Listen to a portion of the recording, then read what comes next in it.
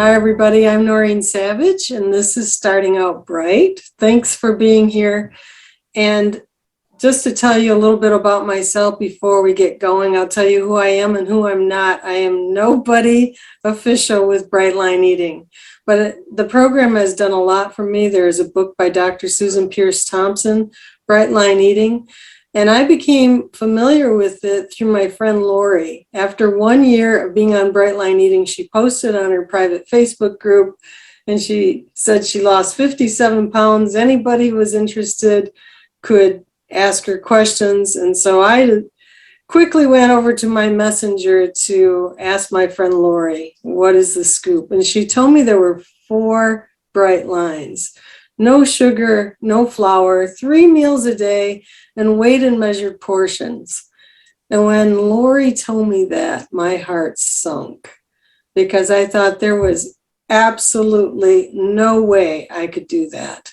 But I really liked Lori. We got together for lunch and she proceeded to tell me more. And I just sat with that information for a couple months. And in that time, I realized where I was. I was 270 pounds with 5'2" on.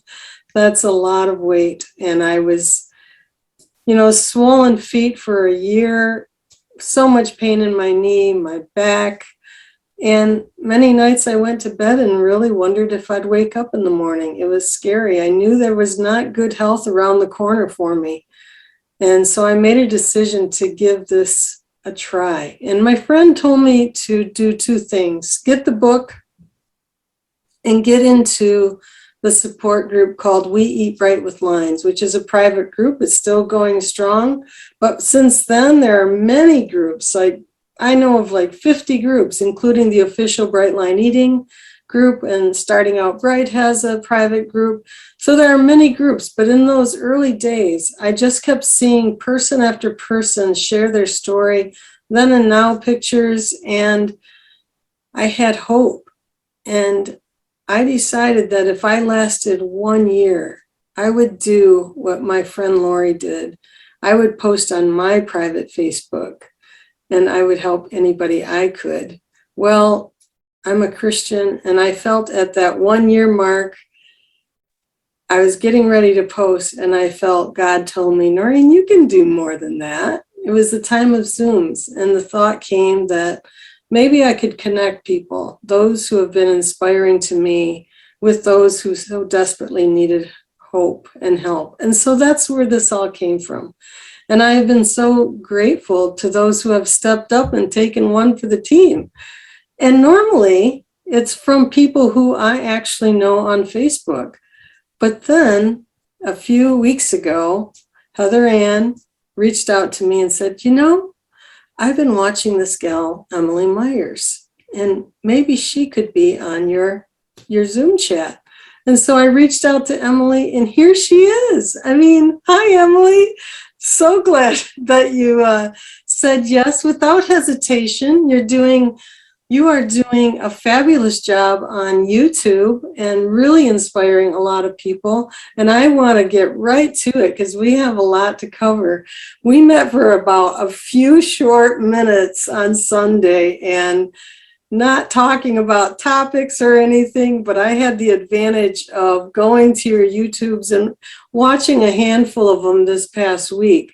And so I have that vantage point, but you have no idea what I'm going to ask you. I think that'll be fun. But please, if you could just introduce yourself and what brought you to Bright Line Eating, or just who you are. So I know there are some people who are fans of yours who are here too, but for many of us who don't, have not had that time with you by YouTube, what brought you here? Well, thank you. And thank you, Heather. Thank you, Heather. Heather is sweet. We've emailed quite a bit. And I did not know until just now that I am maybe one of your first that you didn't know personally or through Facebook. So thank you for trusting Heather with me. And so my name's Emily. When you saw me reach to the screen a minute ago, the Zoom call got muted because one of my 5 kids was calling. I should have all my ducks in a row. Thursday night is gymnastics, baseball, and football. So I have paid my 17-year-old with Mexican food to go round up his brothers and bring them home. So it is by the grace of God that we're all here together. And before I go any further, Adela, I think I called you Adrian. Forgive me. You're Adela. Okay, I think. Yeah, my husband's name is Adrian. Okay, very good, very good. Well, then you guys are one. I got that right. So my story, I am 41 years old. Weight issues started as early as third grade when I moved to another school, and I think I was lonely and sad and probably ate out of emotions. In high school, I was always 5 pounds over what I wanted to be, so I was clueless with food. I would way overdo it, but then pack tiny little lunches at school and try to starve myself to the weight I wanted to be. So this the past 20 years has been an education for me on nutrition and dieting and why diets don't work. And very quickly, I have a bachelor's degree in education, special education. I taught special education, which is all behavior. I have a master's degree in administration, which is all leadership. And I only say those things to let you all know that my YouTube channel is a lot of behavioral psychology. And I used to tell my students, the only person we need to be controlling is ourselves. And so what I show you on my channel is how I aim to modify my own behavior. And I sort of realized accidentally, I think God's obviously been in all of this, but I realized that that's something that's worth sharing. Not everyone has the training that I have. So I'm happy to share it. And you guys, I tell you, I have no fans. I have friends. I have fellow travelers. We are doing this together. And on my channel, I say, I'm not showing you what I've done. I'm showing you what I'm doing daily. And you guys are doing it with me. So we got to travel together. So I've got 5 kids. I've not taught for years. I've been a stay-at-home mom. We live on a farm. You see bits and pieces of farm life. I don't separate all the different facets of my life. They're all like this. My eating, my family, my any ministry that God has me involved in. I answered my call to ministry years and years ago. It's all my life. So YouTube is not all about food. And I tell people, I give them a heads up, because if you start listening to my videos, I tell them it's truly my experience following both Jesus Christ and Bright Line Eating simultaneously. So having said that, I tried to lose, I gained 100 pounds. I gained 100 pounds. I used sugar and flour to get me through school and to get me through many, many newborn babies. So my story with addiction, and I do consider it addiction. I consider myself in recovery. I go to Celebrate Recovery for this. I even started a group. That's one of my 3 YouTube channels, is a group I started at Celebrate Recovery for food addiction. But my story of addiction is not numbing pain, but more using it as an upper to keep going and going and going. So you can imagine trying to lose weight over 20 years. I spent thousands of dollars and did many, many programs. I joined, I won't even start naming names, but I did all the things. Oh, we know what they are, right? We've got a bulleted list. We've all been there. I hired personal trainers, and both times I ended up gaining weight. Susan Pierce Thompson.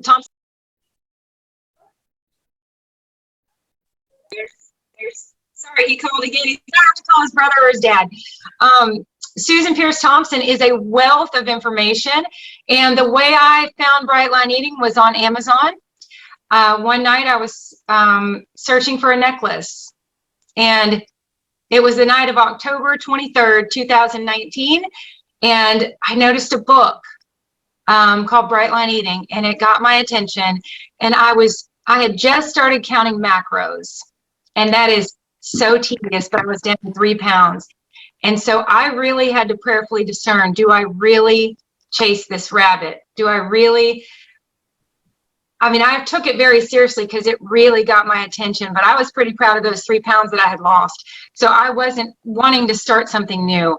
But as they say, the rest is history. Clearly, I followed it. Like you started right up, because I know there's an October 24th involved. The next day. I started the next day. It was that noticeable. It really, really got my attention. So I did. I started the next day. And now I can see now why none of the other diets that I followed worked. They all let me have sugar and flour in moderation. I don't do well with that. So right. There's that. And so this is really interesting, because in one of those few videos that I got a chance to watch this week, one thing you talked about is this whole piece about addiction. Mm-hmm. That you said something that just hit me between the eyes. If you're looking about like crack cocaine or anything like that, true addiction, okay, to a substance. And we're looking at sugar as this substance. Right. The words that hit me was, if grandma was baking with crack cocaine? I mean, seriously, we are looking at a substance that is virtually everywhere, even in salt, right. You said. Oh, it's in salt. Thank you for saying that. Thank you for noticing that. I, at some point in my journey, noticed I was putting salt on my food like a 6-inch snow. And I thought, have I switched addictions from sugar to salt? And then by the grace of God, I watched a woman, a YouTube video, and she said, oh, by the way, don't use iodized salt. It has sugar in it. It has dextrose, for sure. I checked our container yesterday. It has dextrose in it, and they use the dextrose to bond the iodine with the sodium. It's used to bond. Anything with an OSE is sugar. So it absolutely is. Noreen, it's mind-boggling. When your eyes have been open, you can't unsee it. You can get sugar when you get your tires changed. There's machines with little bits of sugar in it. You can get it when you're buying your clothes at JCPenney's. There's Godiva chocolate right there at the countertop. This is my sister. With respect to her, I won't go into her details, but my family has both mental health issues and addiction, and those go hand in hand. My entire life, I've thought, wow, I'm so fortunate that now I deal with mental health. I manage my own mental health. I have since I was diagnosed at 19 with my own issues.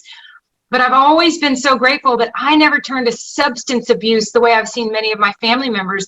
And when I began this journey, I realized how naive I was to think I had not turned to substances. I just turned to ones that are they're more than socially acceptable. They're socially promoted. They're any and everywhere. And my sister, who got herself off of something very serious, I'm so proud of her. She said to me when I began this journey, she said, Emily, what you're doing is harder than what I did. And I see what she means now, because it's hard to imagine, and I don't know what that substance was, but I do remember you saying that you were just 7 days into your journey and you went to a Halloween party, because here you were, October 24th. That's right. You went to a Halloween party, and you said in the video that you had this eye-opening moment of just literally watching the entire place, as you said, promoting it, like adults and children just sitting down to gorge themselves on candy. And, you know, we're right around the corner to that again. And it is promoted, you know, and it's really, it's eye-opening to see it and to hear it. And to really, it kind of fortifies me when I was hearing that, like, wow, we are doing something that's very not normal.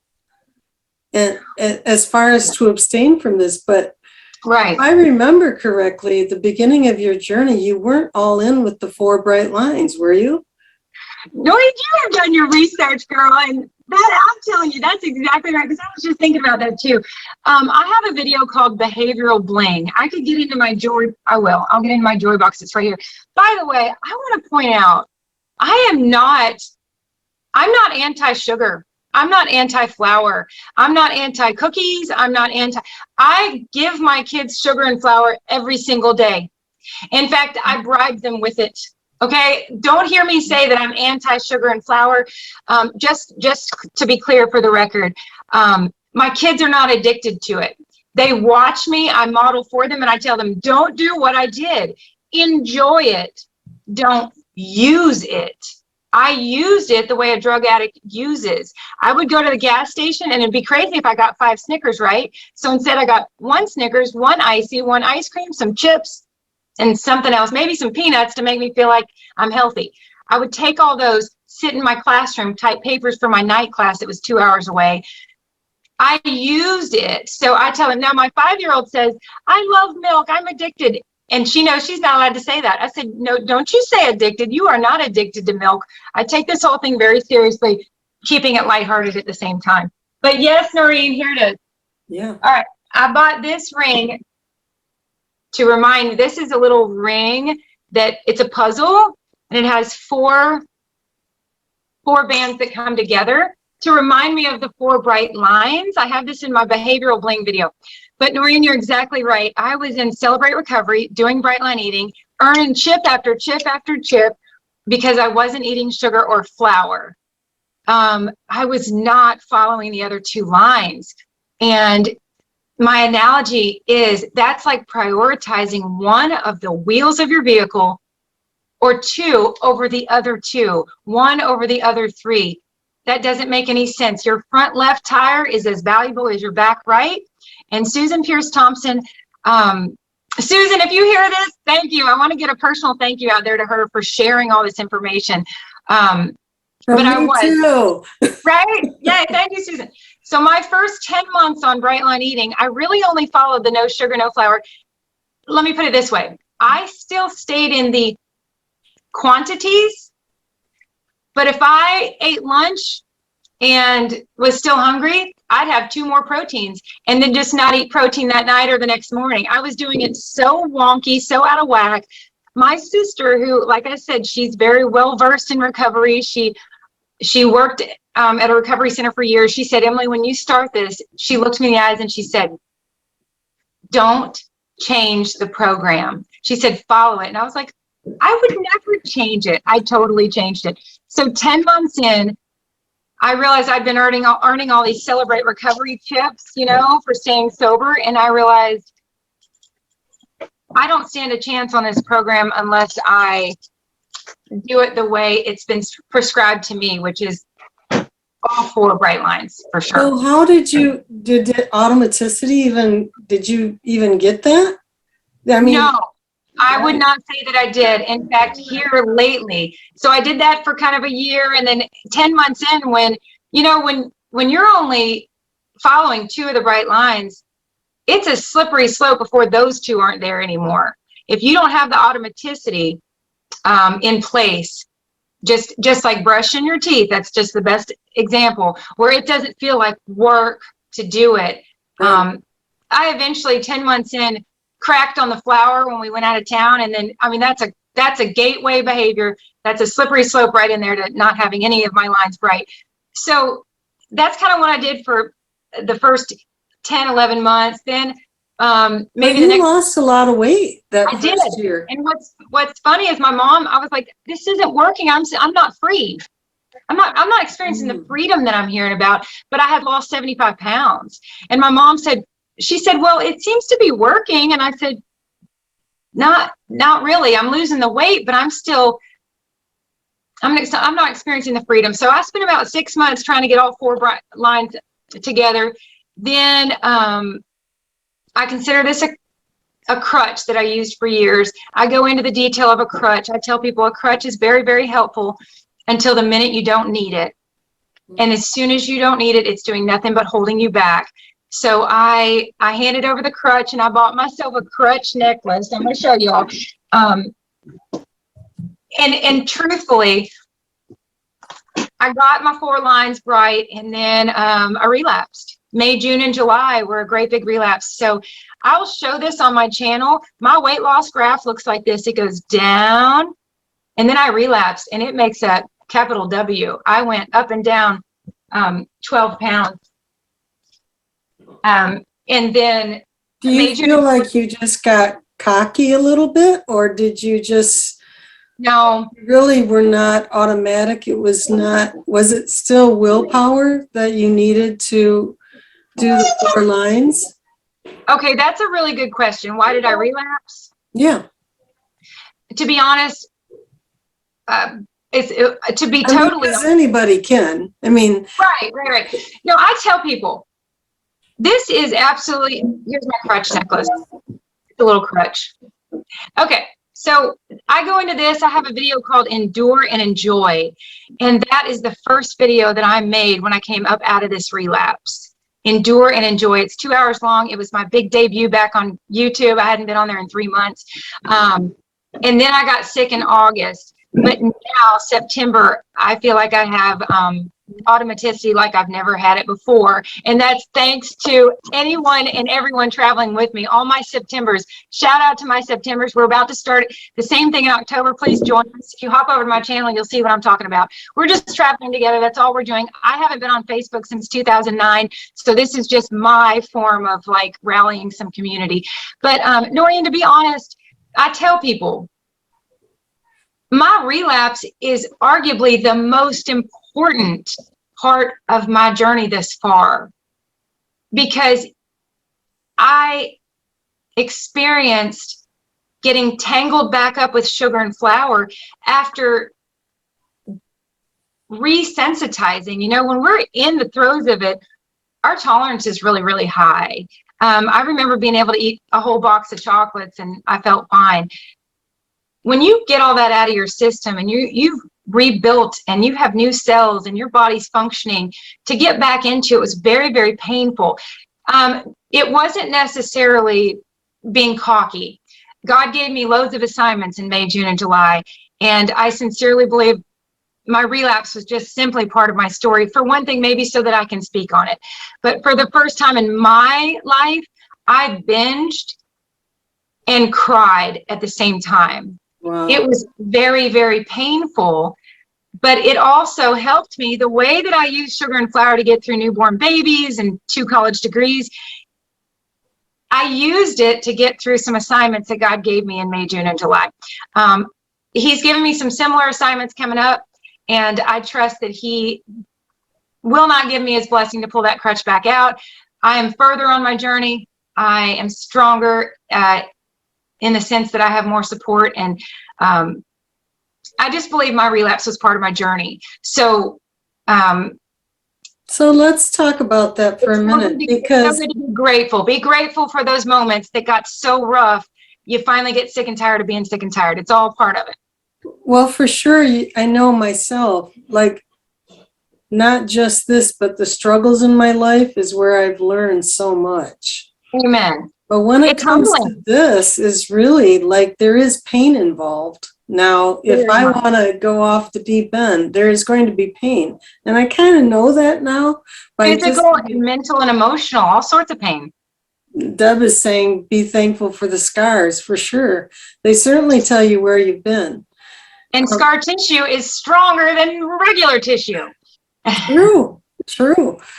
So, but the question that this begs for me to ask then is, at this point now, you're visualizing the whole thing. And I don't know if you kept a journal at that point. I know you said at some point in your videos that you do journal, but did you just see it on paper? Like, what am I doing? I mean, like, were you writing this down? Like, today was not a good day, I'm not feeling well. I mean, how did you pull yourself out? And I know by the grace of God, and God is pulling you out too, but at some point we can know in our whole spirit, our whole being, that what we're supposed to do. We can still say no.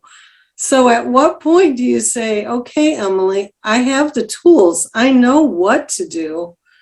How do you now pull yourself out? Because there's somebody here right now who's saying, okay, but how did you do it? Okay. In all seriousness, I'm very close with God. we have to be near him to hear him. James 4:8, he says, draw near to me and I will draw near to you. We're close. We're close. And he knew what he was doing, asking me to do everything I did in May, June, and July. So in all seriousness, there are times in our lives where God may allow us to pull out that crutch. I am not recommending that. That is not my business. That's between you and him. There are also times where he's not giving me his blessings, and I told him I'm sorry for what I did. But that period of time, it was very obvious to me that I was in survival mode. There are different seasons of our lives where we can just get rolling with momentum and everything's going great. Guys, when you're in one of those seasons, a friend of mine said, Emily, how are you? And I said, fantastic. And I'm going to enjoy it while it lasts, because I don't expect to be fantastic forever, nor would I want to be. Because again, he's with us in the mountaintops. Psalm 139:7. There's nowhere we can go to get away from him. He's with us in the highs and the lows. And the lows, I've experienced pain in my life to the point where my mom said, oh, Emily, I just wish I could take that away. And I said, oh, don't take away the pain. Oh, the pain is times when, oh my goodness, it's where he meets me and it's so intimate and he carries me through. You know, the footprints prayer, I call it the butt prints prayer, because sometimes he's not even carrying me, he's dragging me through stuff. So he dragged me through some stuff May, June, and July. But here's how I tell people how to get out of it. I had a friend once that was in it, and we all know what I mean when I say in it. Oh yeah. We're back in it, right? She said, oh, I don't know what my plan is to get out. And she wanted to come up with a plan. And she said, maybe I'll get out gradually. Maybe each day I'll gradually. I said, hold up. Bright line eating is a tool, okay? It's not our God. It's not our idol. It's a tool, and it's a gift, right? It's an absolute gift. If you had a house to build and you had hammers and nails, you would not go to that construction site. It's been raining and it's muddy and it's a big mess. You would not go to that construction site and say, oh my gosh, I've got to get this in order. I think I'll gradually start using the hammers and nails. No, you wouldn't. You'd pick up a tool and use it. Bright line eating is a tool. It's going to work on the days you use it. It's not going to work on the days you don't. And I have a friend now, she was telling me how much trouble she's been having. She said, oh, Emily, I hate to share this with you because I don't want to cause you to fall. And I said, I can honestly tell you. And I told her this from a place of love, and she knew it. We prayed together on the phone, but I said, I don't want to be where you are. Yeah. May, June, and July got so dark for me and so difficult for me. And to even do what I did, the assignments that God, I'll just tell you, he had me fill in as a preacher at a local church. So here I've got my own 5 kids. I was writing sermons and holy moly. But I will tell you that sugar and flour, while it helped me write the sermons and I could just write. I mean, I had papers flying. It was wild. Scripture flying. I would get the sermons written, but then I was so jacked up on sugar and flour, I couldn't sleep. I'd be awake till 5:30, go preach that sermon, come home, and hope that I could get the chemicals in my brain balanced back out. So it was by the grace of God I did what I did. And then when it was over, he said, done, time out, no more, get yourself together. And so I did. So to be honest, I'm obedient to him. And I can tell there's times where he says, listen, sweetheart, because he's very gentle and kind. This isn't going to be a month where your focus is on your weight. This isn't going to be a month where your focus is on perfectly bright lines. But because he's got me on YouTube sharing what I share, I really believe that was part of my whole experience so that I could speak on how painful that relapse was. So it wasn't, I was smiling when you said, did I write down today was bad? I knew it was bad. My kids knew it was bad. They were like, what is happening? Yeah. My kids hate it. They hate it when they see me eat all that. I was like, you guys just chill. It was full on the way I'm only laughing because you're smiling and I know it's over. But I know that in the middle of it is not fun and it's not great. And, you know, you're doing everything you can just to keep your life alive. I mean, you're just trying to live. And I've been through tough stuff too. And So let's not deny it. When we talk about how painful it is, it was also fun and delicious and a big relief. Because while I had all these other assignments to do, like writing sermons and this and that, I was like, oh, what sounds good? I was going to the dollar store. Now it got kind of weird because I've got 2 Mennonite girls that clean my house for me. They help me out. I'll take all the help I can get. I was at the dollar store. There's their horse and buggy. They were in the dollar store and I hid. They know I'm doing this. They used to come to my believers meeting. My YouTube channel, BLEVERS, there's 6 videos on there. They used to come to those meetings. I hid from them. So let's don't deny, if there weren't pros to these substances, no one would ingest them. They're yummy, they're fun, it's a relief. But I have a video called When the Cons Finally Outweigh the Pros. And what happens is when you finally get things in order and your body functions correctly, that list of cons way outweighs the pros. Me hiding from people in the dollar store, it was a low that I don't want to experience again. So. Right. Absolutely. So there was another thing that you said about being excited. You realize that you have to be more excited about life than you have to be about your food. Is that a new thought that sustained you to just like not be in the food all the time? Because you have also said that, you know, even though you're in recovery, you do have this little dangling carrot of binging, you know, sitting in front of you that can rear its ugly head at any time. I absolutely do. And I think it would be a real danger zone. You said the word, and that's exactly right, cocky. I think anybody that's experienced years, if not decades of recovery, what I hear them say, I heard someone recently, a celebrity, talking about, he was 30 years sober, and he said, you know, I'm 30 years sober, but it could be tomorrow, right? We can only be sober today. So this is really an exercise of practicing staying present. And that's not a new concept for me. I delivered my testimony to Celebrate Recovery early on in those first few months of Bright Line Eating, and I told them, we have experienced sugar and flour and binging, and we have experienced every possible concoction of it. Yeah. Pizza and ices, we've experienced these things. It's so important to realize that we get one shot to experience life here on earth. Our 5 senses, I teach my kids, they're all right here on our head. See, smell, taste, touch, and hear. There is more to experience than sugar and flour. And the truth is, as long as we're experiencing the drug that we're addicted to, that's arguably all we're going to experience, because it keeps us from experiencing other things. And one thing that you will experience when you finally lay it down, which is why this is a process, you're going to experience pain that you hadn't experienced. And this is a good thing. This is a good thing. I think I talk about this in my my weight is up. And what do I do now video. I just recently talked about this. We want, hear me when I say this. Anybody that listens to me on YouTube knows I say, hear me when I say this. We want to experience the pain. Pain is a red light indicator that something in our life needs attention. I spoke at my cousin's funeral. Pain has purpose, Isaiah 66:9. There are people that don't experience physical pain. I used to think that'd be lovely. I used to think that'd be wonderful. That means a child could put their hand on a stove and not feel it. That means you could step on a nail and keep going. The substances that we're addicted to keep us from feeling pain that we didn't even realize we're in because we've been addicted and we've been in them for so long. So I tell people this is the easiest way that my weight's ever fallen off by far. But it's been excruciating to learn to walk again, walk without these substances, learn to live again. And I noticed that really pointedly on Friday nights, because Friday nights is when, you know, the kids and I would have a pizza party, we go to the movies.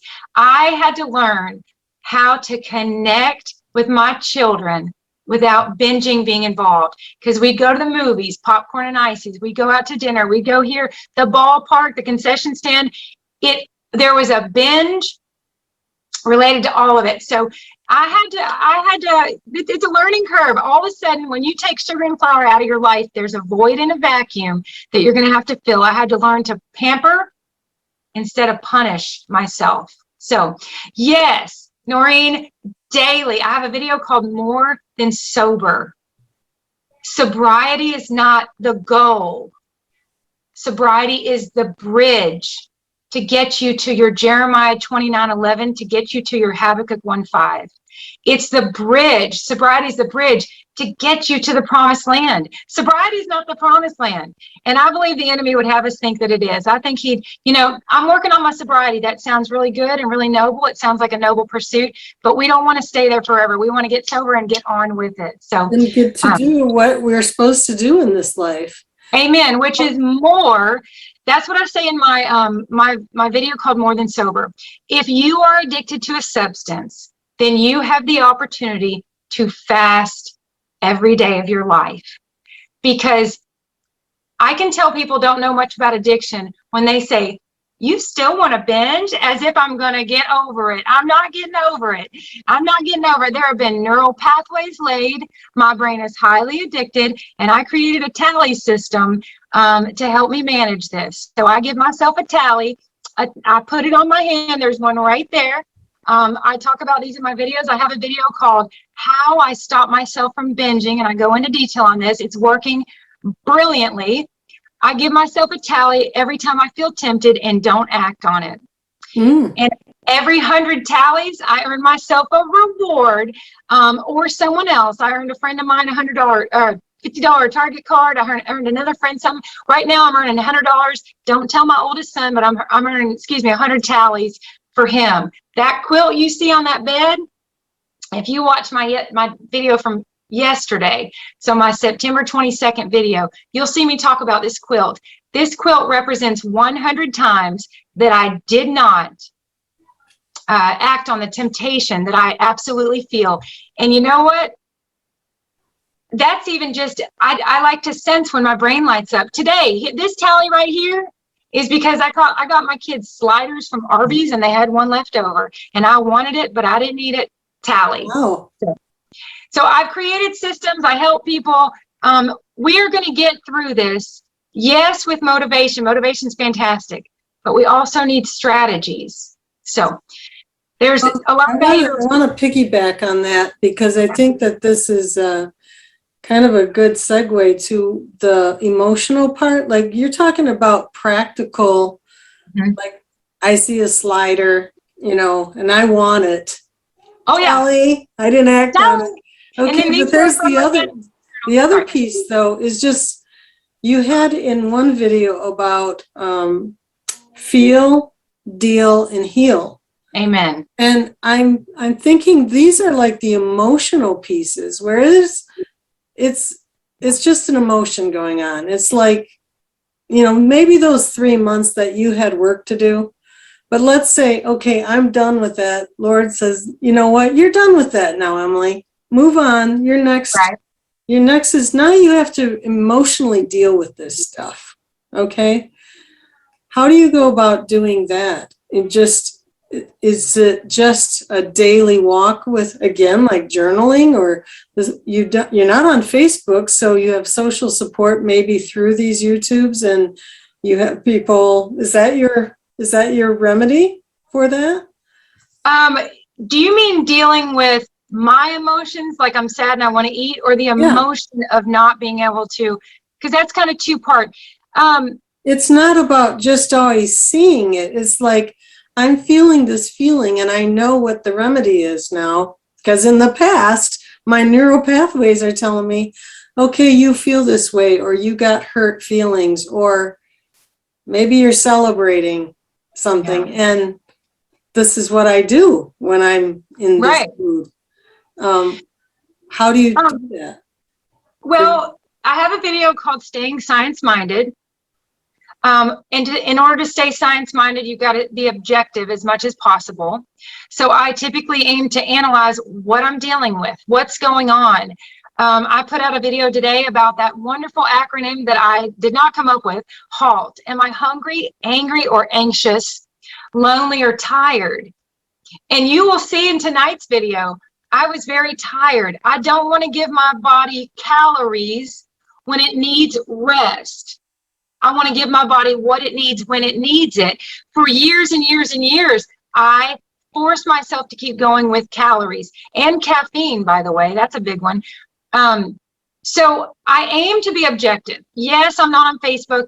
YouTube, I'm smiling when you talk about it because it's so interactive.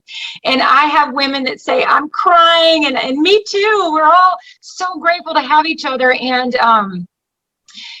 you know, I'm telling you, October, I don't want to give too much away because I have people guessing. September, Timber, September, the great fall of sugar, flour, and binging. So that's our theme for September. I created a poster and I turned it into a printable, and we're all making our way through September. By the way, you can still join September. Watch my Join Me September video. All the way through September, I had a girl join today, and I said, hey, we've still got a week left. That's plenty of time. That's trajectory changing. You can really change your trajectory in 7 days. So, but October. Right, you could finish strong too. Yeah, no. We're going to finish surrendered. Thank you. Right. So, and that's in my finish strong. What Noreen's referring to is all in my Weight is Up video, where I talk about we don't want to finish strong. You saw, you're making my cheeks hurt. I'm smiling so much.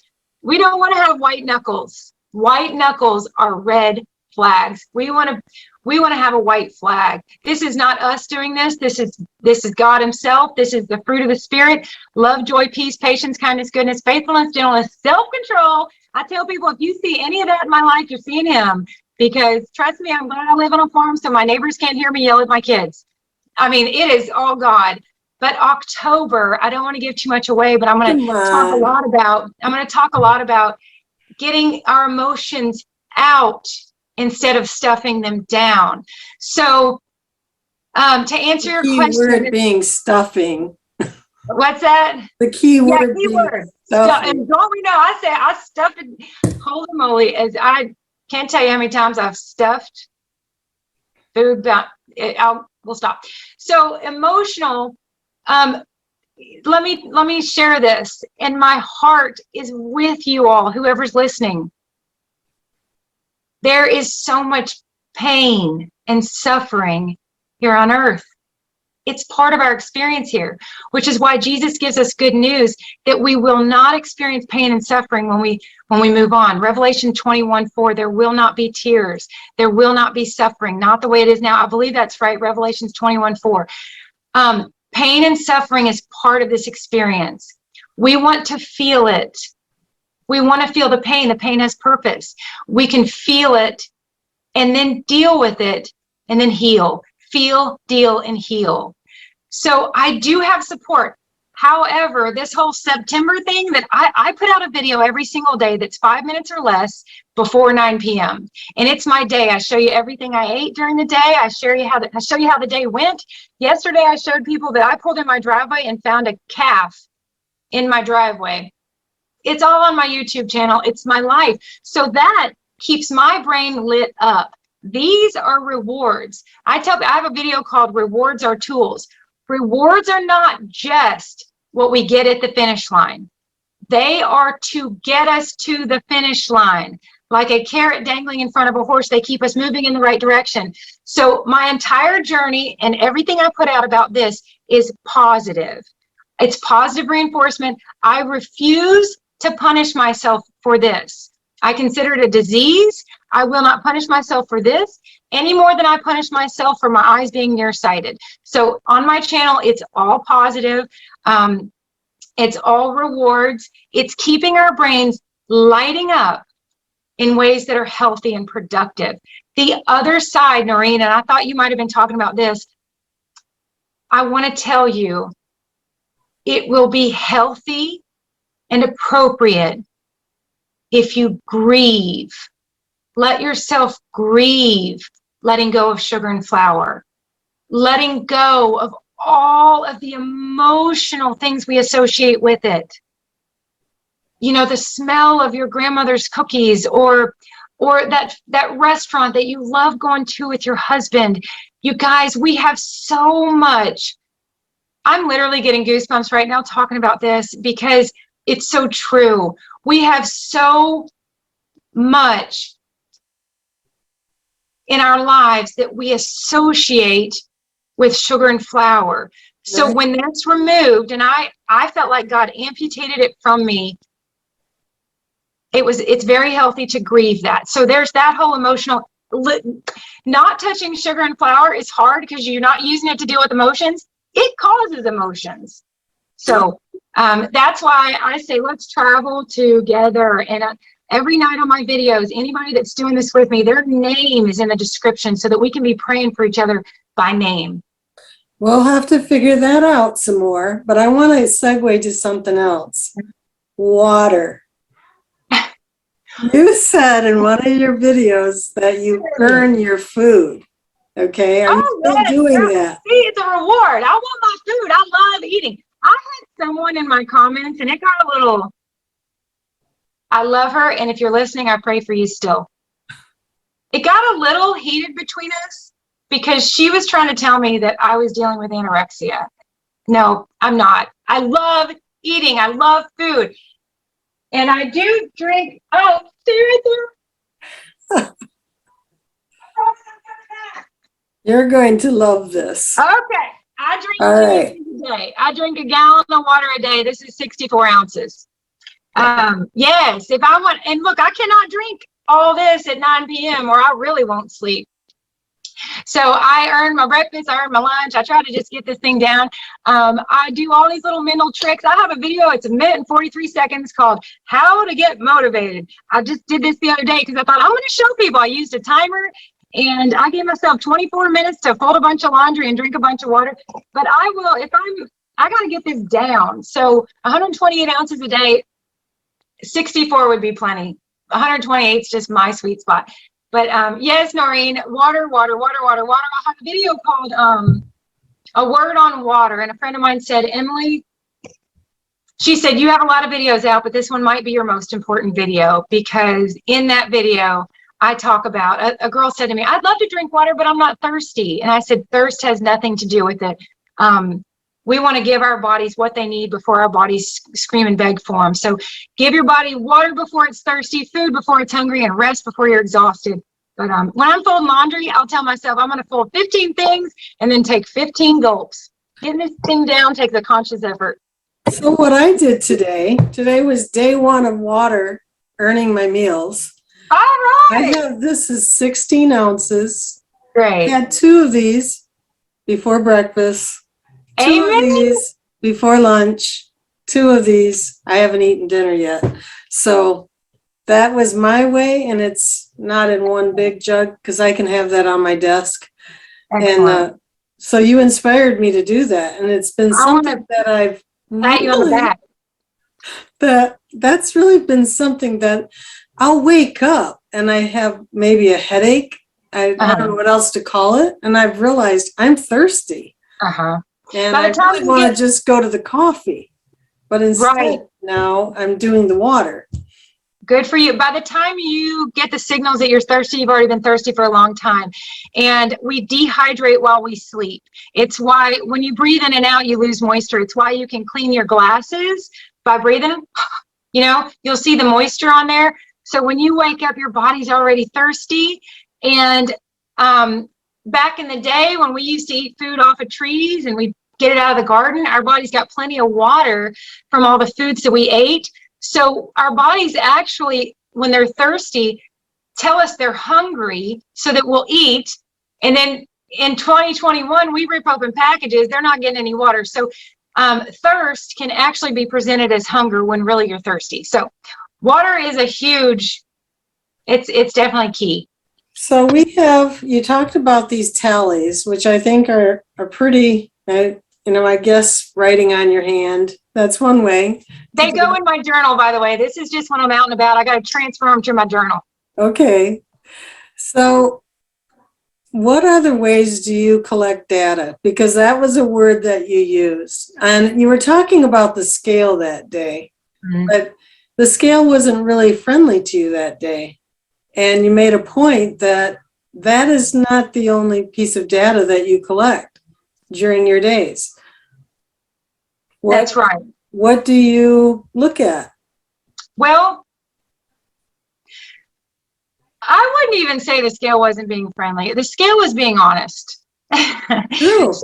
Yeah. I had, there were several factors that went into that. Again, this is on my weight is up video.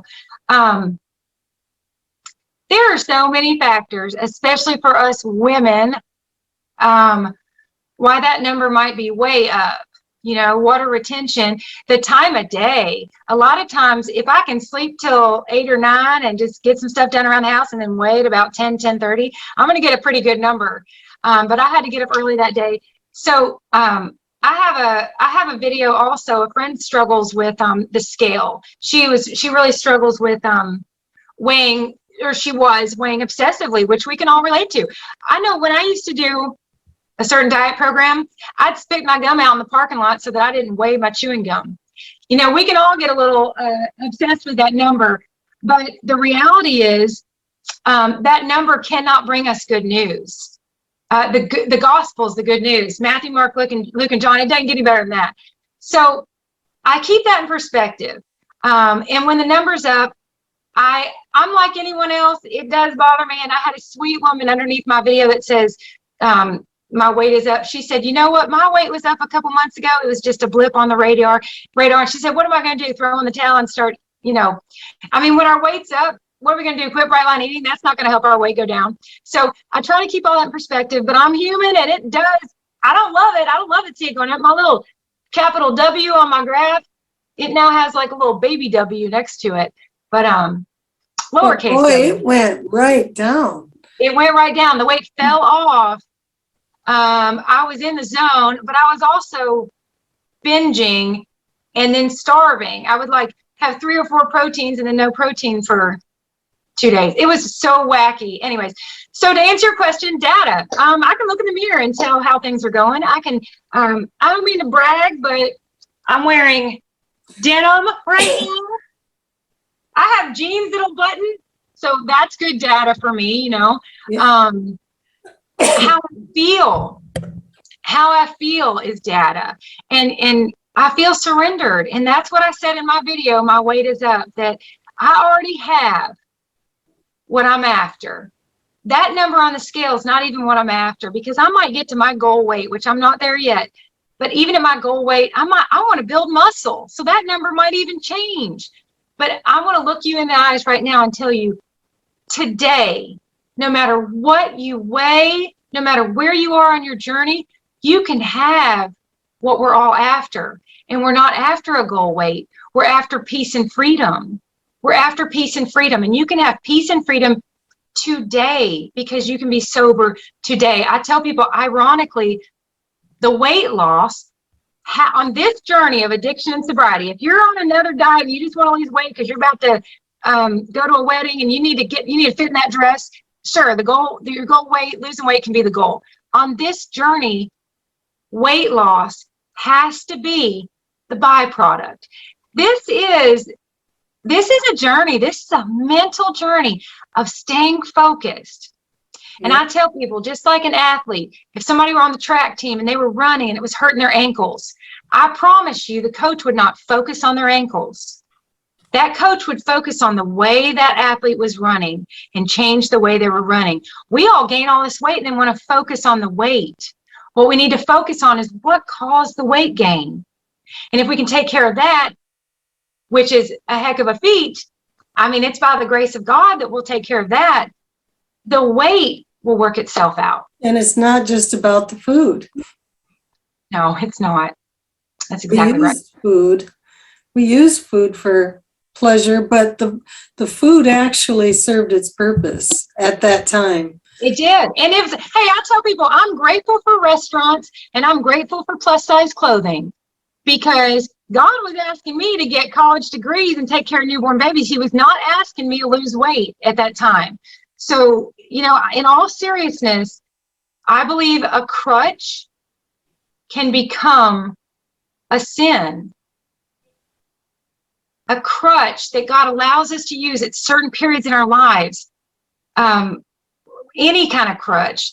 The moment a friend of mine said, when will I ever quit smoking? And I said, when you don't need to anymore. There's some reason that you you needed, or you believe you still need, sugar, flour, and binge. But also finding the tools to release it, because That's exactly I right. think that in this case, the 4 bright lines do create the framework to make it possible, not just to lose weight, which is a symptom of how we ate, but also to keep us free in our mind without being addicted to the sugar and the flour, or just the nonsense of eating constantly without being hungry, and what is that? Exactly right. And I can't believe the time here, Emily, but as we close up, I want to ask you, what have you found to be the greatest non-scale victory in your life now that you have been following this program?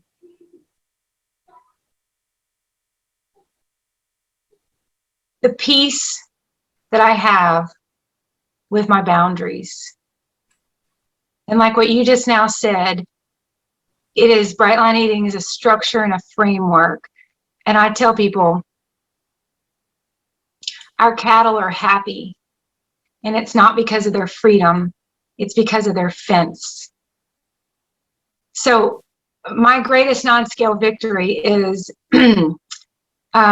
my willingness to surrender, which has been a process. October 24th will be 2 years, and I'm still learning to surrender daily to the boundaries and the parameters that God has given me, that I am immensely and increasingly grateful for.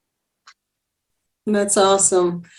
And I have one more question, because I know somebody is hearing this for the first time. They might be like your Amazon. They never heard of bright line eating, but somehow they were here, or they're hearing it on YouTube or in a podcast.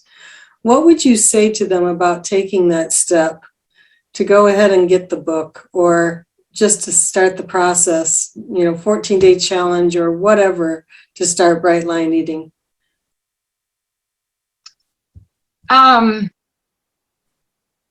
I would say, if you're like me, you've already tried 50 different things 50 different times. Do what you always did, get what you always got. When I was promoting my little meeting, my believers meeting at Celebrate Recovery, I tell people, this is how to start.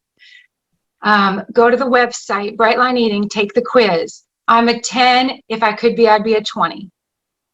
Do the 14-day challenge so that you're focused. This is a journey of do's and not don'ts. You're going to be so focused on, what am I supposed to eat? What am I supposed to do? You won't even realize. It took me 7 days to realize I hadn't chewed a piece of gum for 7 days. You'll be so focused. But also the 14-day challenge, it's not just a challenge, it's also where you get the materials. Speaking of practical stuff here, that's where you get the printables to do this. Go on YouTube and listen to Bright Line Eating vlogs. And if you're in Starting Out Bright, Sarah Williams says all the vlogs categorized. I mean, it's great. Right. On the website, that's exactly right. You can go on there. So get on the website. Oh, and the fourth thing is go on Amazon and buy the book for $11. I read it cover to cover. I just consumed the science behind it. I'm fascinated by these amazing bodies we're in, their vehicles. And I want to know how mine works and what it needs so that I can operate it and manage it properly. So. Well, Emily, I can't thank you enough for being here and sharing just a little bit of, there's so much for you to share with all of us. That goes for all of us. We all have any of us that are here together on this journey dealing with food, I guarantee you we're a sweet, sensitive bunch because we've been using food to help us with emotions.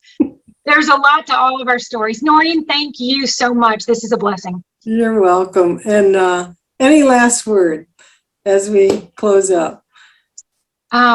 You are not alone. The struggle is real. I could cry right now, but I'm actually pretty excited I get to go eat dinner. I might even earn my dinner. You're not alone. You're not alone. It's very real. It's very painful. And we're all in this together. So we are. So everybody, be sure you check out YouTube, Emily Myers, And if you're watching this on YouTube, you'll see the PowerPoint slideshow that has all the information how to find her, and it's going to be great for you, and I know you're going to enjoy all of her videos. So thank you so much. And with that, I am going to close as I do each week. Good night. Stay bright. Don't let the bed bugs bite. Good night, everybody.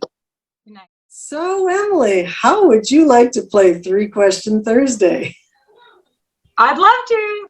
All right. You know, you've given us such great ideas about thinking our ways through, but I want to ask you a practical question. Vegetables, salad, what do you like? I mean, what is your favorite? Anything in particular? Quick and easy. Okay. Okay, so, and I show all this on my videos. I had someone say, wow, I actually have a lot of people say, your food's really simple. And it is. And they said, you know what? I think I've been making this too hard. I have a video called, If Your Food Seems Boring. And my point is, if it seems boring, it might not be boring enough, because we don't want food lighting our brain up. We did that for years. So I keep it real simple. One of my favorite go-tos is they're like $1 a piece, the steamable vegetables in a bag. Toss them in the microwave for six minutes. I do a lot of that for dinner. I have in my video called 20-Day Detox, I show you that I've gotten into pretty good automatic routine of a sweet breakfast, a crunchy lunch, and dinner's either a big salad. I'm going to go have a big salad. It'll be on my video for tonight. Or some hot vegetables. I open canned goods. The other night, I'm not even embarrassed about it anymore, but I'm like, hey, tonight was one of those nights. Dinner is peanuts, canned spinach, and canned beets. Woo! With some nutritional yeast on it. Don't forget your nutritional yeast. Oh, see, So, I don't know how to use that stuff. I have a bag, but I don't know what to do with it. Eat it. No, eat it. It's like Parmesan cheese. So get your vegetables, get them real hot, and then you have 1 tablespoon of olive oil. So there's your 14 ounces of vegetables in your olive oil, salt and pepper, and then add 1/2 ounce of nutritional yeast. You're going to think it's too much because it's a ton. And then 2 ounces of marinara, and that's with some chicken on there. That's kind of Italian. That's like I think of like sort of like spaghetti with no noodles, like vegetable broccoli. Steamed broccoli is my vegetable. It's my noodles. So chicken or steak or whatever, ground beef, and then you got to use those condiments. Awesome. Did you see how I slid that in there? That's still question 1. Okay. Question number 2, clothing. What did you do with all your clothing, or what do you think about clothing? Just move it right out, or? Oh yeah, absolutely. Listen, 2 Corinthians 5:17, the old is gone, the new is here. The minute it's too big for you, bless someone with it. Get it out of your house. I have one outfit that I'm glad I kept. It's the outfit in my before picture. In my videos, 1 Year Bright, you see me dancing around in it. I look forward to doing another video of that. I kept one outfit. But absolutely, you guys, this journey is such a journey of growth, spiritual growth, mental growth, emotional growth. We are growing while we're shrinking. So it's like a snake shedding its skin. Listen, as soon as the clothes are too big for you, pass them on. And and by the way, I would buy clothes and they were almost brand new, and I was so glad to give them to someone else. I was number 1 glad I didn't need them anymore. And number 2, we've all been there. We know what it's like to be those sizes. I was 243 pounds, size 18, 20, 22. And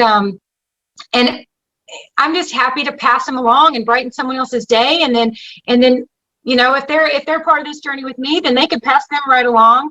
And then when I was really in between, I would buy myself a couple pairs of jeans to get through, because my graph, it did come off very quickly. So I didn't want to buy too much. I'm looking forward to getting to my goal weight so that I can get my wedding band sized finally. I haven't worn that in a long time because, very quickly, nothing fit. So, but I was a size XL top for a long, or 2X. you guys, a funny thing happens when you start losing a lot of weight really quickly. I did not know this, but those smaller sizes, there's very little difference between each one. When I was at my heaviest, it took me 40 pounds to go down a size. Then once you lose that and you get in these smaller sizes, it's like boom, boom, boom. So I was just like, my goal was to get into a size large, and now everything I wear is small or extra small. I didn't see that coming. So, yeah, it's just kind of funny though. It was like, it happened so quickly. So, and I like to keep my clothing and my eating very simple and quick.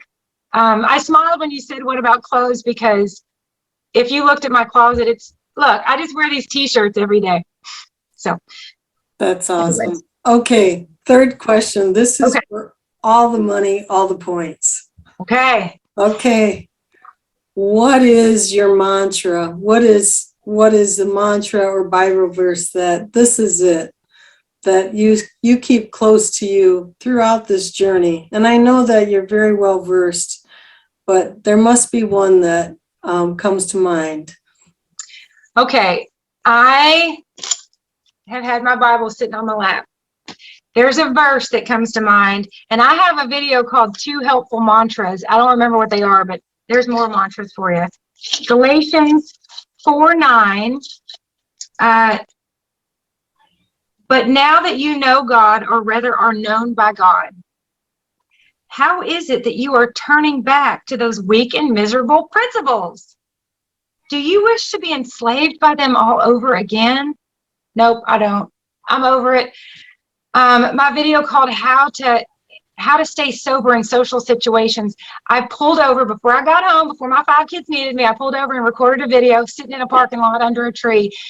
And I just talked about when you're out of the snare and you can have enough distance between you and the snare to see it for what it is. You don't want to go back in it. Deuteronomy 2:3. We have circled this mountain long enough. Let's head north. Those are my scripture that I love. But the mantra that's really helped me lately, that's set me free, freedom it's been a process. It's been like clipping these little strings over 2 years. And it's painstaking. I tell people it's easy to get lost. It's tedious and treacherous to get unlost. Like a big wad of necklaces. It's easy to get them tangled. It's tedious and treacherous. It's difficult and painstaking to get them untangled. So be patient with the process of untangling all this, because what's going to happen is when you take care of some big stuff, it's going to reveal smaller stuff. It's all of a sudden there's going to be things and emotions that you didn't even know you weren't dealing with. But it's a healthy process and we can support each other through it. But one thing here lately that's helped me probably more than anything, like I said, to be surrendered to this, is to see it as the gift that it is, and to realize that other people don't have to take my medicine. And I am not a victim of the gifts God has given me. So this is a gift to me. My friends don't have to eat this way. Like you said, Noreen, you realize real quickly what we're doing is not normal. And there's billion-dollar businesses that want us to stay hooked. There's all kinds of money involved. But my friends don't have to eat this way. My family doesn't have to eat this way. And my spouse doesn't even have to eat this way. If this is my prescription from the great doctor, I will take it and be grateful for it, that there is a solution. This is an active problem. It requires an active solution. And if my husband had a migraine, it would not do him any good for me to take Excedrin. In fact, it would be destructive for both of us. So I have surrendered lately, and that's a mantra that I use, that I am not a victim of the gifts God has given me. And this is a gift. And when you can start to see it as a gift instead of a curse and appreciate it for what it is, you can start to get excited about it.